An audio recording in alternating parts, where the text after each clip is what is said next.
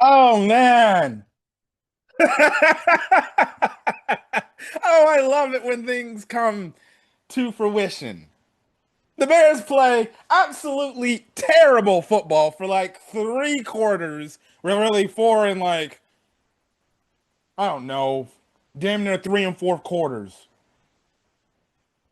And then they find ways to get some field goals to at least have some inches within the game.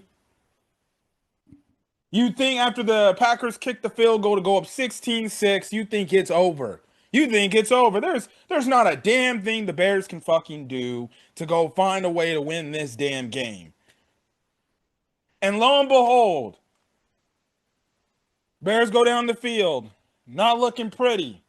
Cairo Santos, I've been critical of him all year. Salute. He is definitely up there for MVP of this game because my God, if not for his made kicks and that win tonight, we don't even win this game. He made all of his kicks. If he missed even once, that 51-yard field goal, that last field goal he made, I thought he would miss it. I kid you not. I thought he would miss it. And he made it. And I'm like, oh God. But see, that was the whole see that was the whole issue there, right? He made that to make it 16-6, right? Or 6, yeah, 16-6. Packer or no, 13-6, right? Packers go down the field, they get another field goal. We go down the field, we got to kick another field goal, and the operation couldn't be no farther from the truth, bro. It was absolutely terrible. They did not execute that freaking fire kick type of mindset. I forgot what you call it. I coach football, but I forgot what you called it. That rush sequence where you got to get the offense off the field. You can't call a timeout. You got to get your kicking team on the field. And they were taking their sweet ass time, and the clock is tick, tick, tick. Tick, tick, tick, and I'm getting flashbacks to Thanksgiving Day from last year of saying, what are we doing? Hold on. You need to go freaking kick the ball and get it before the 2-minute warning because you need to get a stop. And lo and behold, they let the clock keep ticking away. So we get the kickoff, but it's past the 2-minute warning. So it's like, well, damn, now you got to go get the onside kick now and recover it. I'm over here about to tweet like GG's to Packers and their fans. You guys got the better of us. You guys are going to beat us, and you guys can talk about it. We just came unprepared to play, not ready to play. It was effing embarrassing. Oh, you're going to say on my Twitter account, right? And I was going to come on here, rant about how the Bears did not show up when the lights shone up brightest. And, it completely now makes it completely coincidental. The stupid stadium news they brought up about just a few days prior to this game, they just don't show up. Ben Johnson getting his ass out coached today. Dennis Allen getting out coached today. And I'm about to tweet that. I'm about to come on here all mad and everything that we let this game slip away. We potentially lost the division, more than likely, and we may have cost us a chance at making the damn playoffs. And then, Lord have mercy. The football god said, not today, not today. Romeo Dobbs, for whatever reason, he's one of the more sure-handed Packers. He caught a touchdown today, and he completely had a brain fart on the onside kick, and the Bears somehow recovered it. And I'm like, whoa, no freaking shot. The Bears found a way to get in the red zone. It's 4th and 1 on the goal line. I'm like, oh, brother, here we go. Here we freaking go. Packers were given another defense look or blitz defense look. I did not love the way how they handled the blitz from the Packers tonight. You should have had an easy check to what they were giving you because when they brought all the Packer players in line, they were clearly telling you, we're coming after you. We're going to get you on the ground. Lord have mercy. Caleb Williams throws up a prayer ball, bro. And in the back corner of the end zone, I could not believe it, bro. Jade Walker. I honestly thought he was going to drop that pass. Jade Walker, who got called up, who basically got injured because Rome and Burden were hurt. He catches the touchdown, and I'm thinking, hey, we're going to go for 2 to go win the game. No, we go take the field goal. I'm like, why are we kicking the field goal? All right, we tie the game. And I'm like, great, we're playing for fucking overtime. But effing fantastic. Effing fantastic. We got to play for overtime against these dudes. But they again, they still had 3 timeouts still to play with. Montez Sweat finally shows up, gets a critical sack to force the game into overtime. You go to overtime. Kevin Byard, for whatever reason, decides, hey, let's defer. Hindsight 2020, it looks good now that he deferred. But the Packers with Malik Willis back there, who was cooking us all game long, so I'll have a message to the Packer fans too. Still managed to get us all the way down. TJ Edwards makes a great stop on a play action boot to stuff Malik Willis from picking up the first down. And then on that 4th down, the Packers decided to go for it instead of kicking the field goal to go up 3. I don't blame them for doing that because you're trying to win the division. On top of it, you're not kicking this deep in this type of win, right? And lo and behold, kind of a similar situation like with the Commanders game earlier this year. A botch snap leads to a fumble. Bears manage to stuff it. And then the Bears get the ball back, run a few plays, and then Caleb Williams, with probably the best throw of his fucking career, throws a deep pass to DJ Moore for the win on Keyshawn Nixon, the same guy that 2 weeks ago intercepted him for the game for a chance to tie or go for the chance to tie that game in Lambeau, or more than likely go for the win because Ben Johnson has came out and say he was going to go for 2. The same, basically, Caleb Williams throws a dime. And everybody last year and sometimes this year got in him as, oh, he can't complete the deep ball. He can't hit the deep ball. And he sure as hell hit it to DJ Moore. I was hoping DJ Moore did not drop it. And he caught it on Keyshawn Nixon, who intercepted Caleb Williams 2 weeks ago. And the Bears somehow found a way to win this game, and they walked it off against their hated rivals. And now the Bears are 11 and hold on. I gotta make sure I got this shit right. I gotta make sure I have this shit right. The Bears are now 11 and 4, and I believe they gotta win one more game to lock up the division. And if the Steelers beat the Lions tomorrow on Sunday, we will have officially clinched a playoff berth. So we did our job of beating the Packers. Now it's up to the Steelers, Aaron Rodgers, coincidentally enough, to go into Detroit, because I believe they're on the road, and they have to go into Detroit, beat the Lions, basically ending their season, and then that will clinch us a playoff spot, which means you have to go into next week into San Francisco and beat the 49ers, or you got to hope the Packers lose at least another game, which is a high likely chance that does happen. So, and if that's the case, we'll end up winning the division, which means you can choose your option on if you want to play your starters in week 18 against the Detroit Lions, which means that game would be meaningless. So as big as this game was, next week will be critical. And realistically, tomorrow, all of us Bear fans need to have the channels on freaking TV for that Steelers game, right? Because if the Steelers win, we lock up a playoff berth, right? Fine. So realistically, chilling. Now, you still want to win the division at the end of the day, which means next week, if you can take care of business in San Francisco against a solid San Francisco team, right? You can go into their building, beat them, right the wrong from last year, where last year we got embarrassed by those dudes, and we can go into their building, beat them this year, and they have a lot of injuries on their end too. We can beat them, we'll clinch the division, because even if the Packers do win, it won't mean anything, because guess what? We have a half game on them. And by then it don't matter. But with them having Malik Willis, and I got to see who they play next week, they play the Ravens, and they got to play Malik Willis. And you know the Ravens defense is going to be prepared for the cheap shit that Malik Willis is going to do. They're going to let Malik Willis go all over the place and run all over the place right there. And if And if the Ravens offense shows up and they beat them and we take care of business and beat the 49ers, we'll lock up the division. Finally, we'll win an NFC North title for the first time in so many fucking years. I think since 2018. And you'll lock up the number 2 seed. You'll have a playoff berth, most definitely, even if the Lions do win.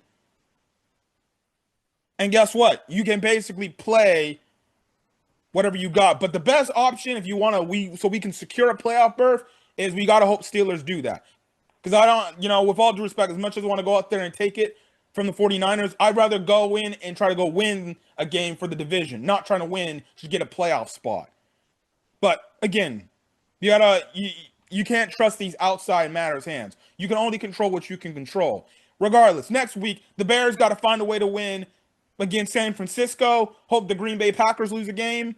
Otherwise, it's going to come down to week 18 to secure that playoff berth. But you get what I mean. We're in prime position. And this was a game, again, where it's the coming out party. It's we're putting everybody on notice. Don't take us for granted. Don't sleep on us. Yeah, the Packers didn't have Evan Williams out there. They didn't have a Zach Tom out there. They didn't have Micah Parsons out there due to injuries. Yeah, they didn't have Josh Jacobs. Josh Jacobs wasn't used as much this game. Yeah.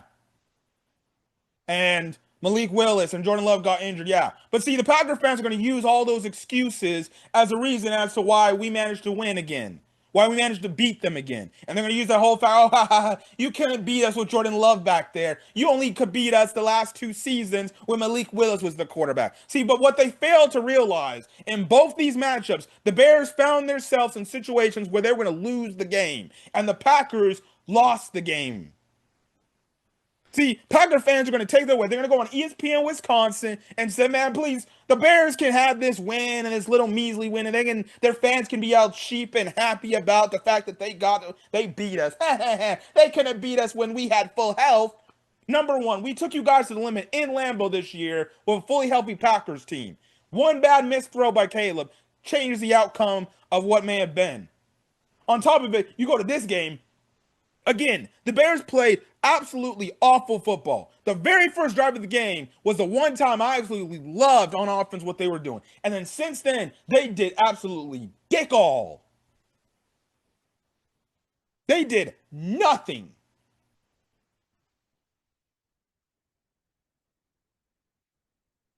And unbelievable. They did absolutely nothing offensively up until realistically some parts. We were moving the ball good enough, but that's the case.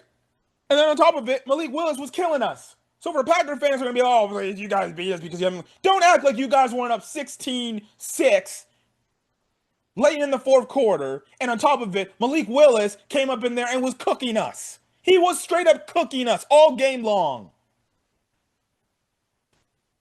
Awfully similar, awfully a lot like last year in Lambeau. Malik Willis was cooking us. We had no answers for this guy. I was about to come out here and be like, why are we making this guy look like Joe Montana out there? We're making this guy look like prime Aaron Rodgers out there, and we can't stop this guy.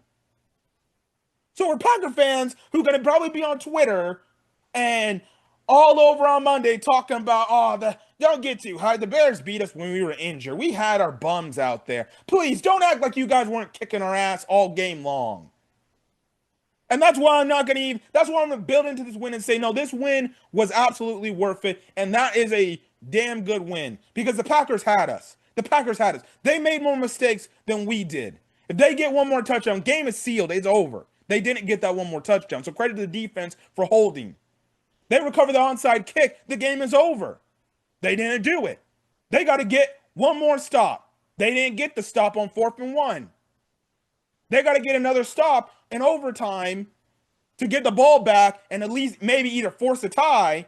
Well, actually, no, they were trying to go for the win because they get another tie. We still would be first place.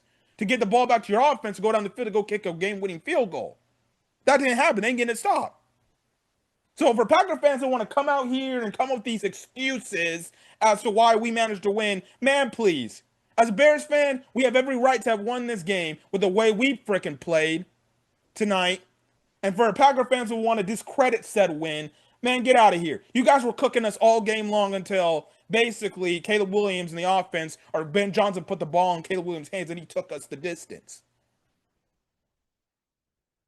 So I'm not going to believe whatever the freaking the Packer fans are saying.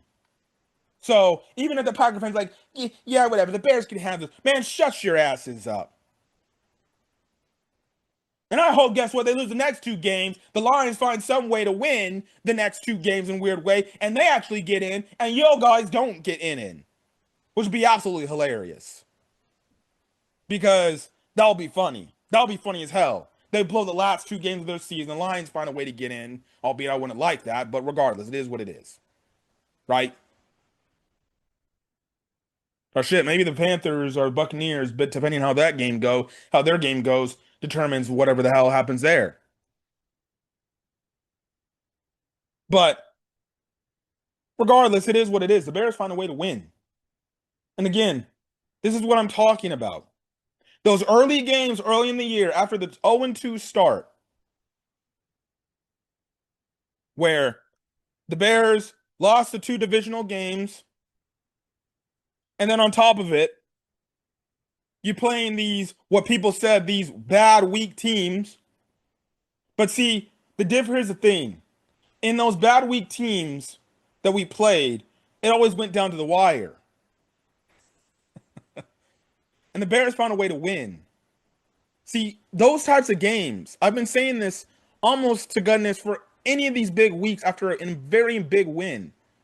Those type of games matter. Because then when you get late into the season, when you're going up against potential contending teams, you're already battle tested. You're already battle willed to not give up, not to lay over, not be the same old Chicago Bears you were under the Eberflus administration, where you just say, oh, offense can't do shit, game over. Oh, the defense giving up touchdowns like that, game over. But see, this Bears team, those early games helped because they gave them determination saying, no, we didn't play our best ball. But we know if we can find ways to scrap, claw, inch our way, and stay in the game, we'll take advantage of the smallest, minute little detail in an opposing team's game plan. And we'll get them when they least expect it. And when we get them, we have to make them pay. And that's what the Bears did those last two drives to got the touchdown. Yeah, the Packers player in the back of the end zone slipped on Ja'Day Walker. But those are one of the moments, you got to have the moments. You got to complete the throw. You got to make the catch. Took advantage of that opportunity. The last play Caleb Williams made, it's one of those got to have it throws. You got to complete a dime, and DJ Moore got to come down with a catch. And that happened. The most little minute opening you can find in your opposing team's game plan, you got to expose it. You got to expose it.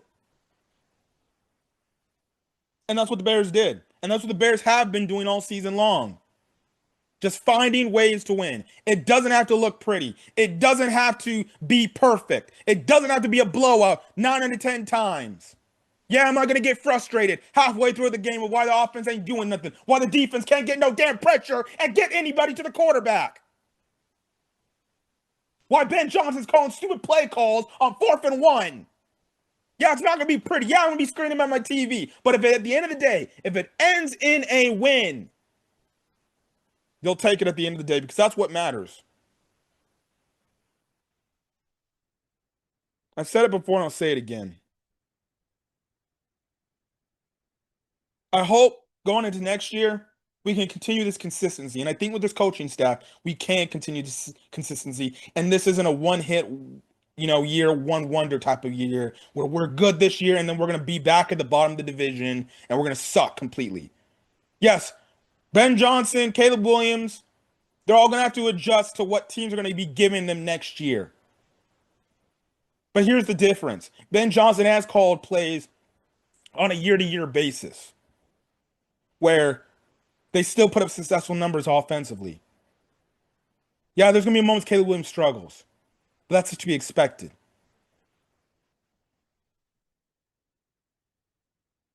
Yeah, Maybe the turnovers might not be there, but that's just a mindset of forcing turnovers. That's still a mindset. And I think under this coaching staff, we can continue to keep these consistent ways of winning because we have the coaching staff. Yeah, are there going to be some guys who are going to be plucked off this staff? Yeah, it's going to suck. Al Harris, he will eventually probably be plucked off. I hope he stays at least next year. He may be plucked off. Will the Kansas City Chiefs give a call to Eric Bieniemy, who's our running backs coach, and say, please come back and be our offensive coordinator? We really took you for granted. Yeah, probably so. Especially the fact that apparently rumors are Matt Nagy might give the Titans head coaching job. Good luck, Titans. You'll need it. Coming from us. Oh, please. But this is the consistent effort, the consistency we hope to see. And I think we can get that. But again, those early games were something for us to look after. These early games were something to go off on because it only sets up your stage for late in the season when it's these gotta have it games where division is potentially on the line. Playoffs chances are on the line. What are you going to do about it when the light shine brightest? And for all this game, I'm thinking the Bears are reverted back into the Bears that we typically know. They have a golden opportunity to put their foot on somebody's throat, show to the world, we have arrived, we are here. Quote, quote, quote from My Hero Academia, one of my favorite animes that just ended too, where All Might's phrase is, I am here. That was the moment for the Bears. What is I am here moment? Where I have arrived, where I put the league on notice that we are here, we are coming for your throats, and we are not going anywhere anytime soon. And I thought this was going to be the moment the Bears are going to roll over. They're going to be the same old Chicago Bears. And it's going to be like, we have an opportunity to beat our rival, not only proclaim to them that we have arrived, we are not the same old Chicago Bears like y'all thought we were, but we are different. And not only showing this to the league, but showing this to the doubters of everybody who's been hating on the Bears all season long. From the national media to some of your even local media saying, I can't take this team seriously until I see an actual win. Even though the results have been there. To prove to the doubters about the quarterback, about people who were shit-talking the quarterback, saying he's not an NFL caliber quarterback. Showing and shutting up your own fans who have been doubting this kid that acting like he's nothing special. Oh, we should have just took the haul and kept with Justin Fields. All these people doubting him, thinking that he's not that dude. He's learning a new offense. And this is just a scratch of the surface. This is only year one of this offense under Caleb Williams and Ben Johnson. I can only imagine what it's going to look like if we're a consistently good team and this offense look like it looks like in fucking year 5. Look at what Malik Willis did. He's been in the Green Bay offense for years, and that's why he ran the offense so efficiently the way he did. That's the reason why Jordan Love looks good all the time, because he's been years in an offense. Ben Johnson is dealing with probably one of the most talented quarterbacks he will have ever coached in his career. And this is only year 1. If this thing starts to roll and we get to year 3, 4, and we're consistently a good team, there's no excuses. There's no excuses why we can't have at least one Super Bowl appearance, if not at least get to the NFC Championship game at some point in this Caleb Williams, Ben Johnson tenure. One of the two's got to happen. Preferably a Super Bowl appearance. Because if this is only the precursor of what this offense could look like, especially when it's firing on cylinders, Lord have mercy. The league will have a problem on their fucking hands. And then people will be like, oh, the Bears finally figured it out. Oh shit, we got a problem.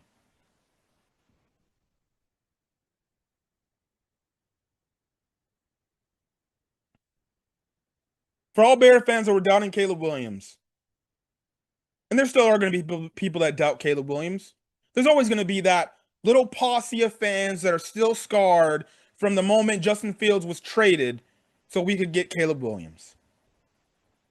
Caleb Williams has done things in 2 years I've not seen a previous Bears quarterback do in my entire life. And I started watching this team seriously starting from 09, 010. This is the type of shit that I'm talking about.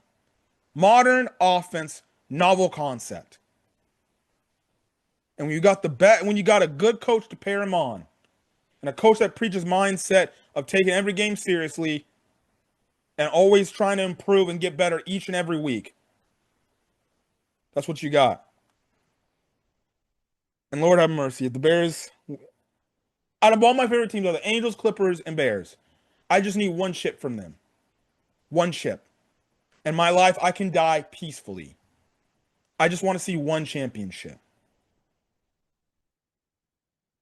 You know, you hope one of these years it's not those lightning in a year type of bottle stuff, and you hope with each win, and you hope this type of season you continue to take advantage of. Because if you find your way and you get into the dance, anything can happen. And if you find your way in a situation where you know you can get to the Super Bowl, you got to show up when the light's brightest, bro. I'm not saying the Bears will get to the Super Bowl and win it all, man. But if they find a way to get there, dude, and somehow they find a way to win it all, man, I could care less whatever the hell happens following this year. Because this year will mean the most to me. Because, again, like I said, this team last year with Matt Eberflus, same exact team, same exact players with the exception of the offensive line and a few players added to this team. This team was awful.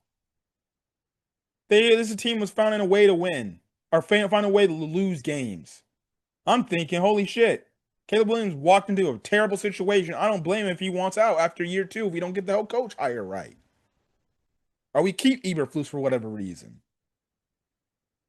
And lo and behold, in 1 year, Ben Johnson comes in here, changes his entire mindset. Changes this entire team's mindset. And that's why I always preach. That's why I always said last year, with all those losses, if you go back and watch those recaps, I did. But it was with my Uncle Daryl by myself. This is what I talked about when I said coaching matters. Coaching matters.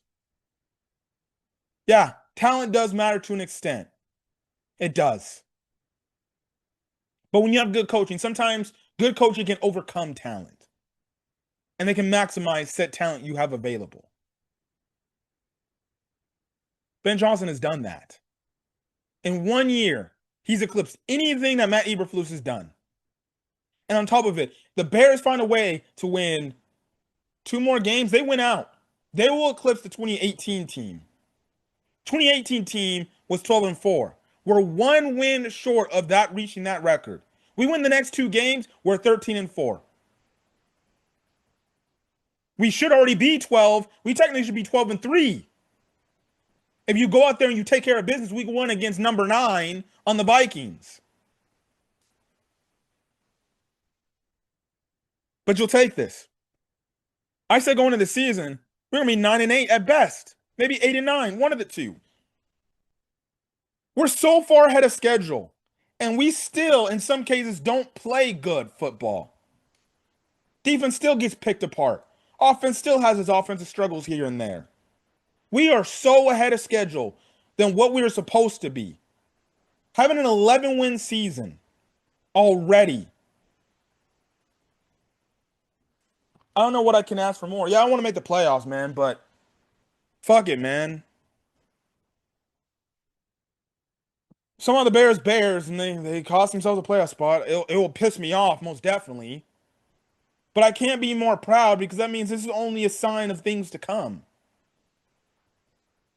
You're already ahead of schedule, and we're so many improvements this team needs to make.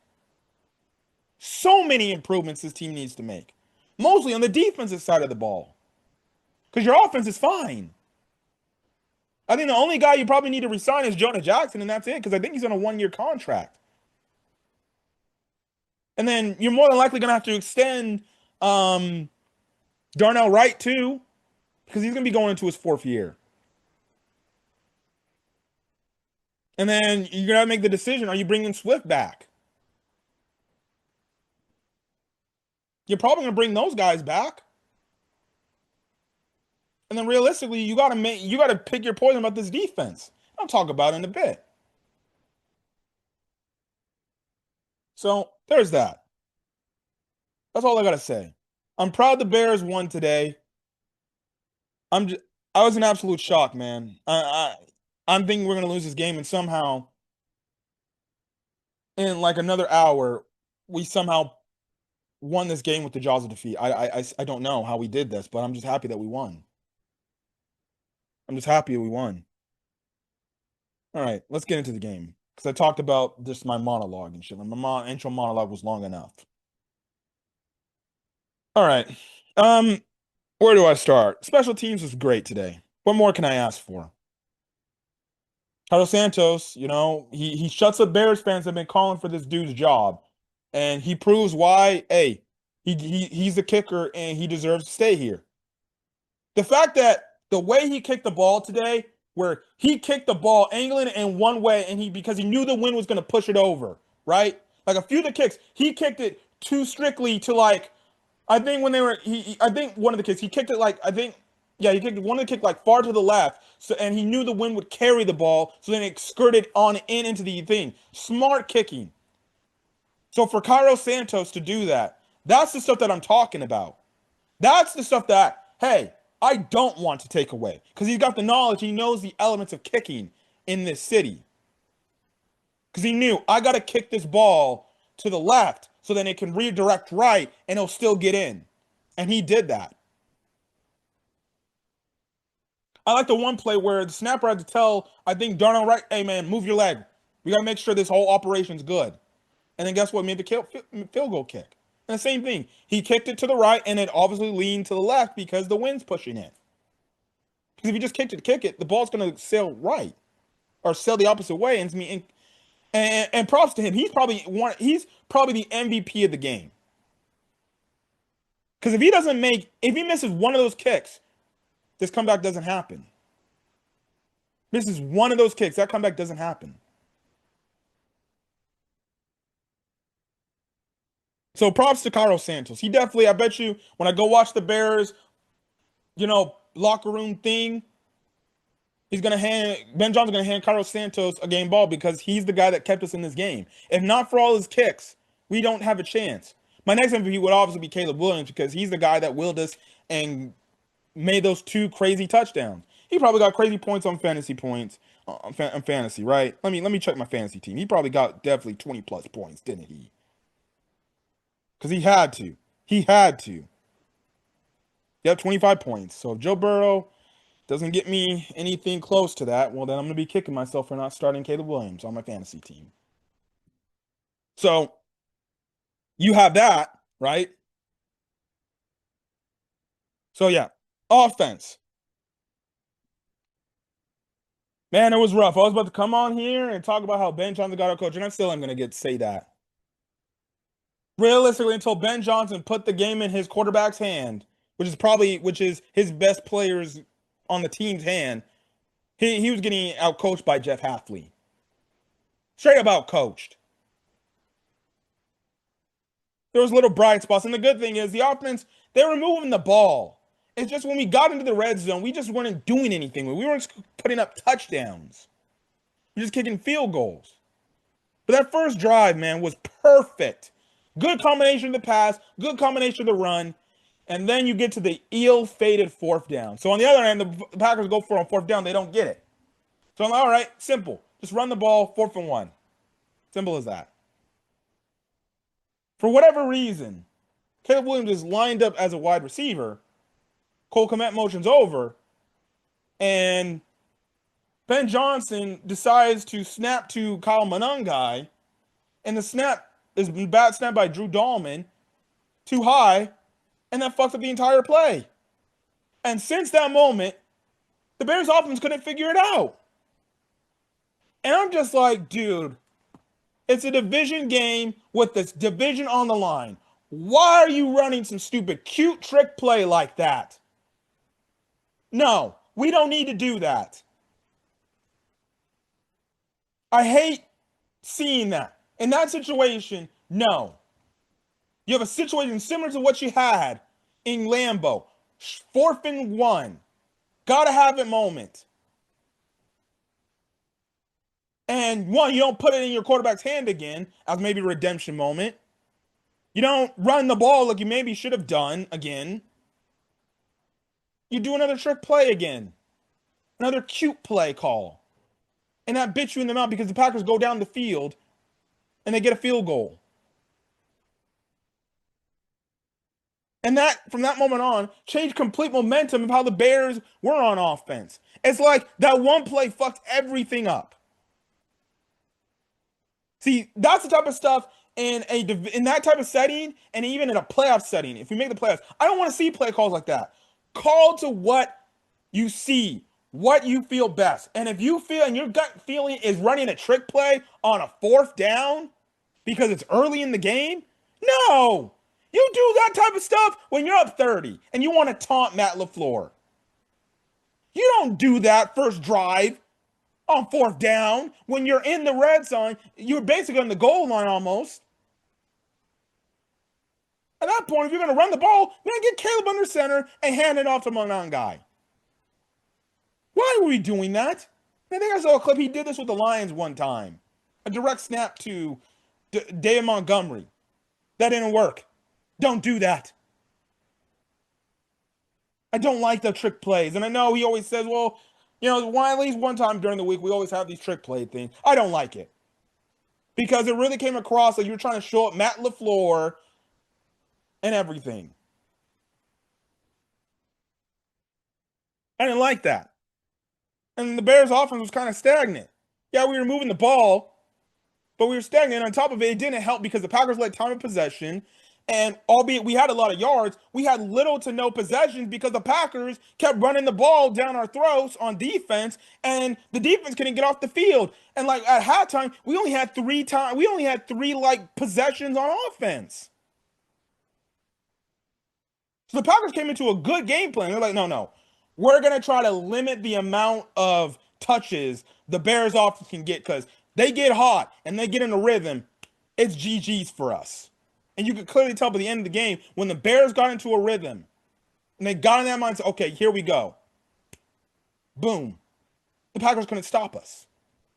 So it was smart on the Packers, smart on Matt LaFleur. Let's waste some clock. Let's keep matriculating down the field. Let's not go for kill shots. And it also played a factor because Dennis Allen wasn't trying to allow kill shots this week. But you're going to have no rhythm when the offense is not on the field, and it puts more urgency in the offense. You got to get points on this drive. You got to get points on this drive. You got to get points on this drive. And luckily enough, we did get points when we had to get points. Again, it still didn't look pretty. I didn't like some of the play call selections.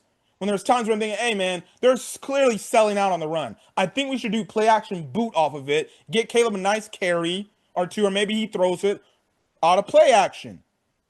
No, we didn't really start seeing that till the last few drives of the game. So, yeah, the drops are still a problem. My God. Zacchaeus on one of the last few drives of the game, bro. Then there's the field goal to make it 16-9. He dropped a freaking dime of a throw. Yeah, we're going to have Bear fans always complain, okay, Caleb Williams sucks. DJ Moore. He dropped a clear-cut pass. And this is what I'm talking about. Have your quarterback help you, please. We're already down our two best receivers in Rome and Luther. Could you help him? Like, come on. I also didn't like the fact that multiple times in this game, when the Packers went damn near cover zero from what it looked like. Why was there no check to like a route where you could just run a simple out route or a simple slant route? Those are like man beaters right there. Because even the linebackers will be coming in. I don't know why. They got to work on that. Because if a team is going to give you go all out, we're going cover zero across the board. We're rushing everybody to get you down on the ground. And they had to do that because they don't have Parsons there, right?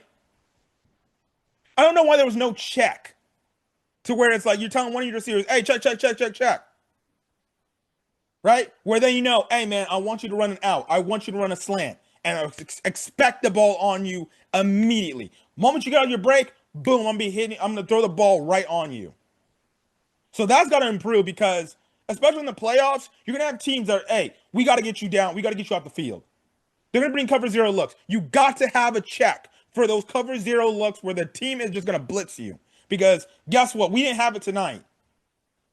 Because I'm like, dude, why can't we do what the Packers were doing to us week 2? When we're going cover zero across the board, why are we not running a slant or a simple out route? And I'm looking at the other end. The Packers are running simple outs, slants, hitch routes. Simple, basically check down passes. Basically routes one-on-one concepts. And our defense couldn't stop these guys because they're giving it too much cushion.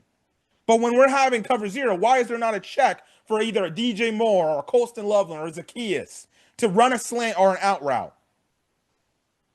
Don't know why. Don't know why. That's got to be better. Let me take a sip of some water because I'm kill my voice.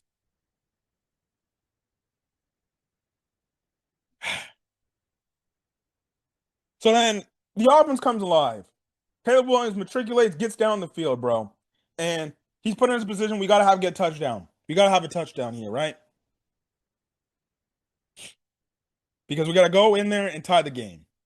Also, on the previous drive where you had to get the field goal to make it 16-9, I didn't like the fact that there was no urgency on the offense to get off the field, and there's no urgency on the special teams to get there. I hated that whole thing because it's like your special teams should be you as the coach should be like, hey Richard, hey, have your kicking team ready to go because we're gonna rush out if we don't get this first down here, and it's fourth down, right? We gonna need, and it's when we're tackled in bounds, you got to get your team out there and immediately kick this ball up before the 2-minute warning, so we can kick it deep. Hope our defense gets a stop.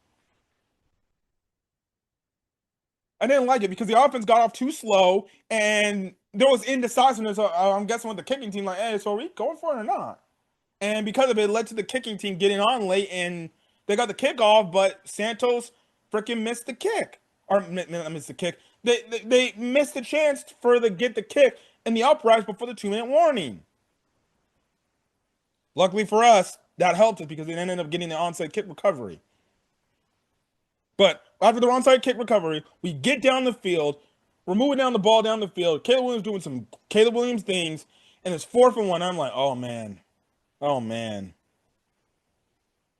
And then the unlikeliest of heroes. Caleb Williams throws, like I said earlier, a prayer ball, bro. The Packers brought a cover zero look. Caleb Williams off his back foot just throws up a prayer ball, back corner of the end zone. And I could not believe it, bro. Jade Walker, practice squad player, Jade Walker, who got called up essentially because we had our 2 of our best receivers out. He caught the ball and he caught the touchdown. I'm like, no fucking way I just saw that, bro. I'm like, ain't no way he did that. And he did his little shuffle dance. I'm like, bro, Jade Walker caught the touchdown? What? Never on your bingo card. So if you put a bet down that Jade Walker will have a touchdown, I hope you hit it, bro. I hope you hit it. I'm thinking the Bears going to go for 2. They don't go for 2. I was kind of frustrated with that because I'm like, dude, just go for 2. Just go for 2 and end this game. But no, they kicked the field goal. They probably kicked the field goal there because we're at home. Let's force overtime. Anything can happen. So that's it. We go to overtime. Thank God the Packers fumbled. And then we get a nice carry. Kyle Monangai almost called game himself, but it was thanks to, I think, McKinney that tripped him up. Otherwise, he would have ran in for the touchdown right there because he had a hole and he would have ran in. But luckily, it didn't happen because it ended up going to that. And then, my God, Caleb Williams, he moves over to his freaking left and he just launches that shit before the sack gets there. And oh my goodness, bro, I was killing DJ Moore, and Jesus, man, unbelievable, unfucking believable. Have a fucking game. Have a fucking game. Offense, when they needed to get the job done and needed to get points, they did their thing. Caleb Williams, you know, when it gets to that point where you're like, all right, man, He's just got to put the Superman cape on his back and he just got to lead us to victory. And that's what Caleb Williams did.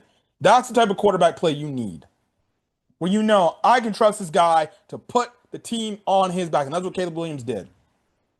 And that's why I keep saying to Bear fans to keep doubting this kid, this dude. Don't doubt him. Embrace him. Support him. He is the guy. He is him. The guy that we kept proclaiming that Justin Fields was. No, this guy is him. He's done more things than what I've seen Justin Fields or any other previous Bears quarterback do. And that's not a shot at Justin Fields. But plain and simple, he has been the best quarterback I have freaking seen in my lifetime. I know my uncle and my dad probably would have to admit with that too. He's probably the best quarterback they've seen in their lifetime. With the shit that he can do, he erases the negatives. Again, like I said, it's not going to be always too positive on him. And he's going to have his issues, and you can have your head-scratching moment. But that's sometimes what you have to deal with quarterbacks of his type of stature. And that's the type of quarterbacks you got to deal with when it comes to those type of Lincoln Riley quarterbacks. The only difference with the Lincoln Riley quarterbacks is it's based on the coaching, right? Based on the coaching. And honestly, when you look at the Lincoln Riley quarterbacks that are in the league, which is the Baker Mayfields, the Jalen Hurts, and the Kyler Murray, outside of maybe, I guess you can make the argument Jalen Hurts, right? Because he's already won a championship.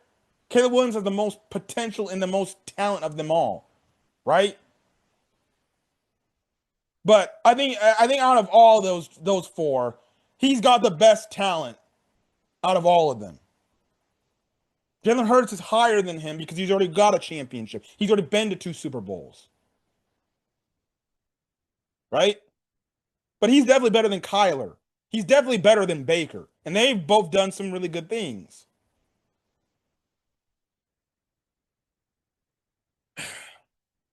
The defense.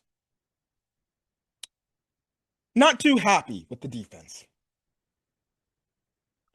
The only player I'm probably happy about on the defense is probably Nahshon Wright. Nahshon Wright was great today. When we needed a turnover bad, and it looked like the Packers were going to get a touchdown, he forced a fumble off Josh Jacobs, man. He ripped that ball out, and we recovered it, man. Look, man, I wasn't too high on him early in the season. I was like, I don't like Nahshon Wright. I think he's bad. Nahshon Wright is one of the unsung heroes of this Bears team. Nahshon Wright has already went on, I think, the Bears radio, I think 670, and said that he would love to be back. Ryan Poles, I need you to get the deal done. Lock this man up. He's earned the contract. He's earned it. And he's earned to come back, because I'm afraid if we let this guy walk, I don't think we're going to have the same mentality we get from him. Because even if Al Harris leaves, I think it's still going to give them that opportunistic type of thing where he's going to fight, he's going to claw, he's going to punch for every ball. He's one of those players that's like, no, you just have a feeling. We got to have him. And honestly, Nahshon Wright, I hope the Bears bring him back. I can't believe I'm saying that. And I think out of all the defensive players, I think he was the best one for me, in my opinion, tonight. None of the other defensive players for me stood out tonight. Not really. I don't think they did. But Nahshon Wright, he did. And after I saw him do that fumble, it's not a contest anymore. Pay him. We got to bring him back. And next year's gonna be interesting because there's a lot of guys especially on the defense side of the ball, that are getting paid a lot of money, and you're gonna make decisions, right? Maybe we let Jalen Johnson, maybe we trade him away.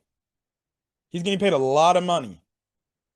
He's been hurt, and he hasn't shown what he's shown.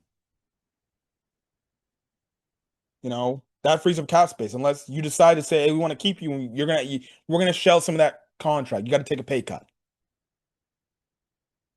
Right? So there's that. I'm gonna be really short the defense because I had issues with the defense. I thought Dennis Allen got coached by Matt LaFleur fairly easily tonight, and if not for those 2 turnovers and some of this, holding, bending, not breaking type of thing, we would lose this game. But the defense was getting carved up. It's bad enough we're getting carved up again by Jordan Love. But we're getting carved up by Malik Willis, and that was just embarrassing. The Bears had absolutely no answer for Malik Willis. No answer for him. I thought Dennis Allen didn't do a good job at adjusting to what the game was giving him. Like, especially the Malik Willis thing. Like, when Malik Willis got in, dare him to beat you deep. Why are we not going back to what you were doing 2 weeks ago where you're going cover zero look and you got a spy on him because he was running all over the place? How did we not have a spy on him in general? And on top of it, it doesn't help when your defensive line can't get no pressure. So we were sitting back in the zone and this dude was picking us apart. Absolutely embarrassing, man. Dennis Allen, I didn't think had a good game, and I thought Ben Johnson didn't have a good game either. For Ben Johnson, I thought Caleb Williams picked him up, and then some of the players on the offense picked Ben Johnson's bad play calling up for what happened. I don't think Ben Johnson had it, and I think he'll probably have admitted in the press conference that he didn't have his best game today. Dennis Allen didn't definitely have his best game. He wasn't blitzing. He wasn't trying to do anything to get Malik Willis or force him to make a bad pass or a bad throw. Any type of pressure. What we did with Shedeur last week, we completely didn't decide to do this week because we were afraid of the kill shot. Well, when Malik Willis in there, it was clear. They were running the ball, and you could clearly tell the Bears defense was getting gassed. So why did we not stack the box, and why did we not go after this guy? We had this guy running around like he was running around like he's Justin Fields. I'm like, oh Lord have mercy, we're gonna lose to our backup Malik Willis. Like, come on, man. Malik Willis. Failed quarterback in Tennessee. But lo and behold, he goes to Green Bay and he figures it out. That's why I have to admit, as much as I hate it, Matt LaFleur's a good coach. And also, Malik Willis has been in this offense for a long time as the backup, which makes Matt LaFleur trust him to run the offense at the highest capability. That's why there realistically is no drop-off like that. I understand some Bear fans were saying, like, oh, he's playing better than Jordan Love. Come on. As much as I hate to admit it, Jordan Love is still a solid NFL quarterback, a good NFL quarterback. So that's the thing. And that's why I'm saying for Packer fans, don't get all mad about, oh, Jordan Love got hurt. Bro, Malik Willis was killing our defense. We got no pressure.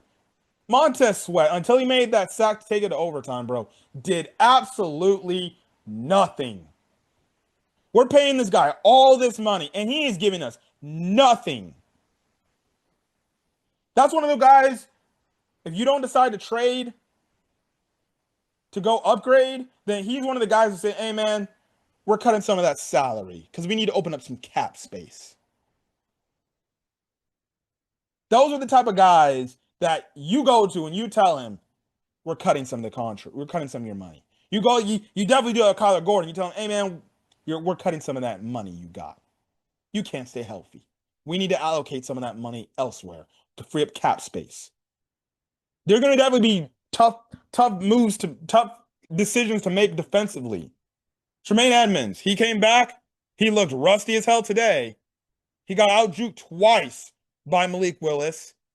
He overshot, I think, on one of the, I think it was overtime period. He overshot the running back. The running back got a nice carry. I'm like, dude, come on now. It's great to have Tremaine Edwards back, but honestly, DeMarco Jackson was playing really good when he was gone. So it's like, do we really need to bring Tremaine back? Maybe. If he's willing to take a pay cut. Because for the money he's getting paid, he's not playing up to the level he's being paid.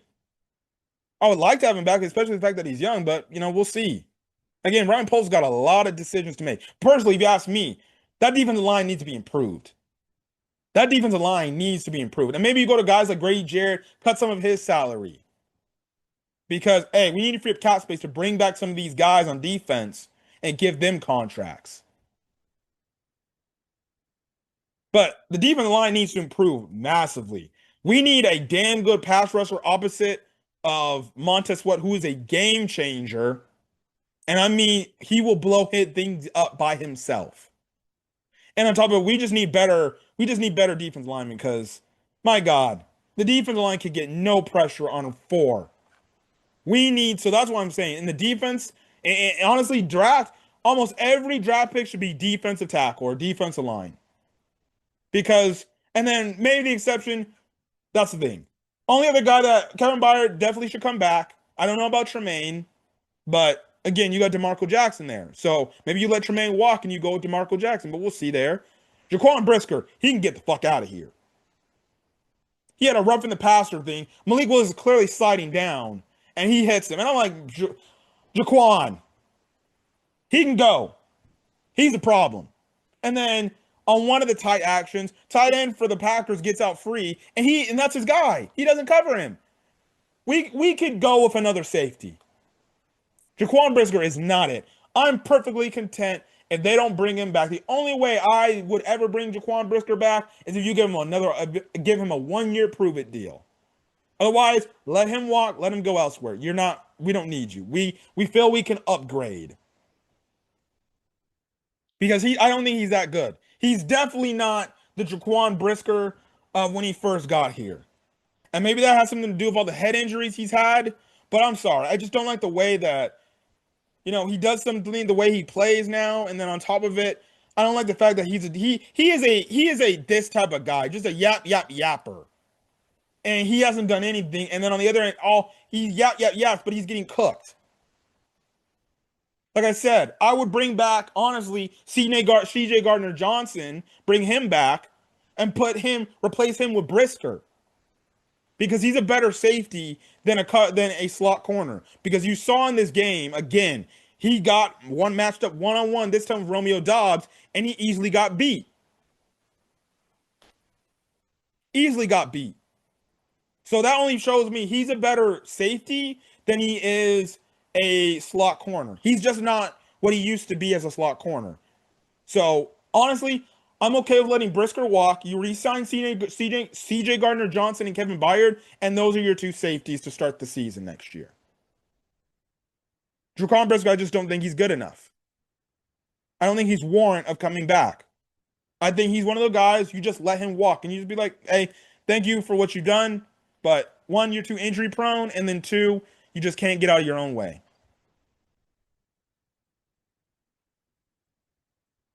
But outside of that, the defense wasn't really impressive today. You let Malik Willis torch you all game. Realistically. Plain and simple. I thought Malik Willis was torching us all game. There's nothing impressive to say on the defense. The only two highlights was probably the turnover that LaShawn Wright forced and just holding these guys to field goals. But outside of that, I wasn't really impressed with the defense. And it just really goes to show me that the defense definitely needs massive upgrades, especially in the trenches. Like what we did this year in this offseason with the trenches, Ryan Poles has to go into next year and improve the trenches massively. Whether that's through trade and that's through the draft.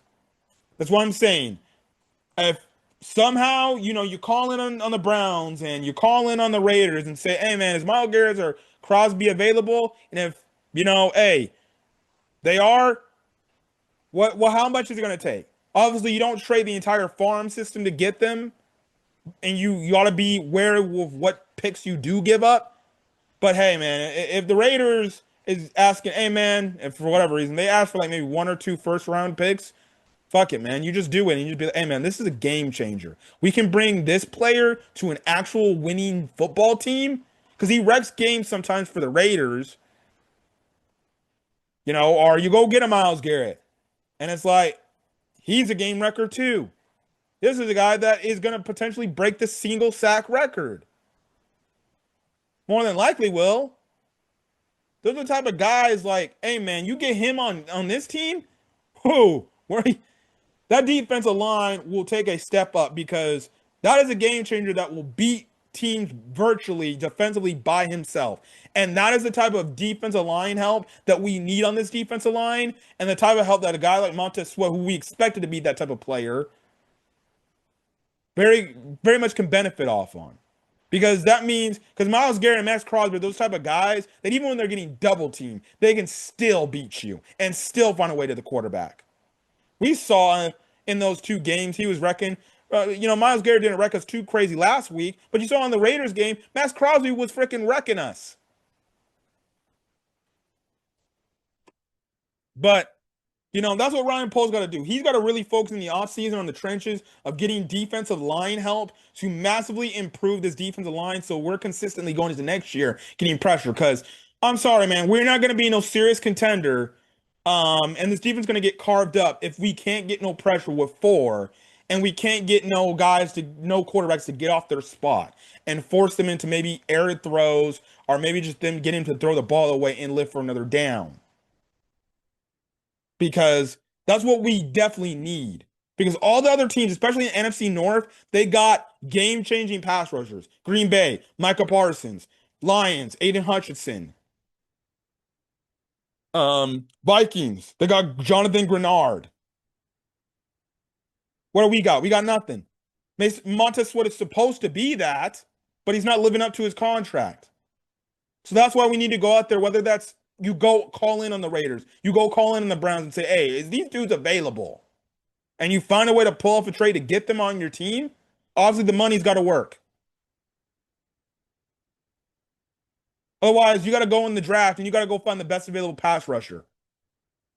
If you watch the Miami Texas A&M game, they got some damn good pass rushers. You go select the best available pass rusher that you know is a game changer. And you can develop one into a game changer.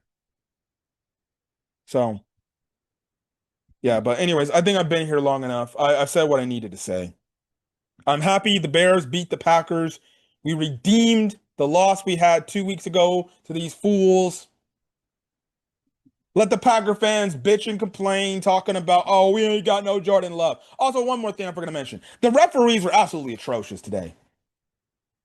Absolutely atrocious. They called roughing the passer on Jordan Love, but then on our first offensive drive, DJ Moore literally gets back elbowed or basically gets checked by Keyshawn Nixon. No call. Cole Kmet on a simple out route, getting held clearly. No call. Jordan Love on the sack he took, which got him hurt and got him concussed. He literally leaned his head down as Austin Booker is coming in for the sack. And of course, by leaning in, it leaves Austin Booker in a situation where he can't do shit. It's going to be helmet-to-helmet contact. That's a sack. Good play by Austin Booker. Saw the flag immediately. I'm like, oh, hell no, the refs are not going to call roughing the passer. And sure as hell, they call roughing the passer. What is Austin Booker supposed to do there? Jordan Love, you can clearly see he lowered his head down. Austin Booker's coming in like that. What is he supposed to do? And they call the referees were atrocious. In the second half, they weren't bad, but in that first half, you could clearly tell they had a Packers money line. Absolutely terrible. I was absolutely like, bro, where are the refs from the first game against the Packers? Because in Lambeau Field, those refs were legitimately like, oh, we're being fair today in Lambeau of all places. But in Soldier Field, these guys were just like, no, no, no, you're not gonna have these. You're gonna have these things. So somehow we won a game against the Packers and the fucking refs. The refs were bad, but the Bears found a way to win. Don't let any Packer fan tell you otherwise to discredit this win. They lost, and they completely dominated us all game long. The Bears find a way to win, and they put themselves in a good position to win the division. We got to hope that the Steelers do us a favor tomorrow morning on Sunday and beat the Lions, which I think may knock them out of the playoffs for good, and we clinch a playoff berth. And then we got to take care of business next week against 49ers and lock up the NFC North. And then we'll lock up the second seed, and then realistically, actually, I was talking about, oh, maybe you can rush your guys against Detroit. No, Detroit could be a pretty big game. If you win the division, you got to hope the Rams or the Seattle Seahawks lose another game. Because if you can find a way to win the next two games and they lose two games, Chicago could be the first seed in the NFC, and the road to the Super Bowl will go through Chicago. And if it goes through Chicago, now we're cooking with gas. Anything can happen. You'll get your bye, and you get anything going through Chicago, the road to the Super Bowl goes through Chicago, man, man. Then we're talking, okay, Super Bowl is a possibility now. But one game at a time, 1 week at a time. We got to let the outside factors control what the outside can do, but we got to take care of business on it. Next week, we got to go to San Francisco, right the wrong there, and go beat San Francisco in San Fran. It's not going to be easy, but we gotta go out there and we gotta go win. We gotta go out there and we gotta go win. Because next week we win, we lock up the division. But regardless, tomorrow we're all gonna be Steelers fans, hoping the Steelers find a way to beat the Lions, so then we can lock up a playoff berth, and we'll be going to the playoffs for the first time since I believe 2020. So, look, man, I'm just happy the Bears won. Put respect on Caleb Williams' name. We finally beat those dudes. We may see them next time in the playoffs, and hopefully we right the wrong of 2010, where it was Packers Bears. We lost last time we played these clowns in the playoffs, and this time, hopefully next time, we go and we beat them. So, we'll see. But anyways, catch you guys next video. Be back next week. Maybe I'll do a video talking about this Bears Stadium news, but I personally don't fucking care. That's like government shit. But next week, be here doing Bears 49ers game recap. So, yeah. But anyways, gonna catch you guys on the next video. Till then, guys, stay safe over there and bear the hell down. Till then, guys, peace.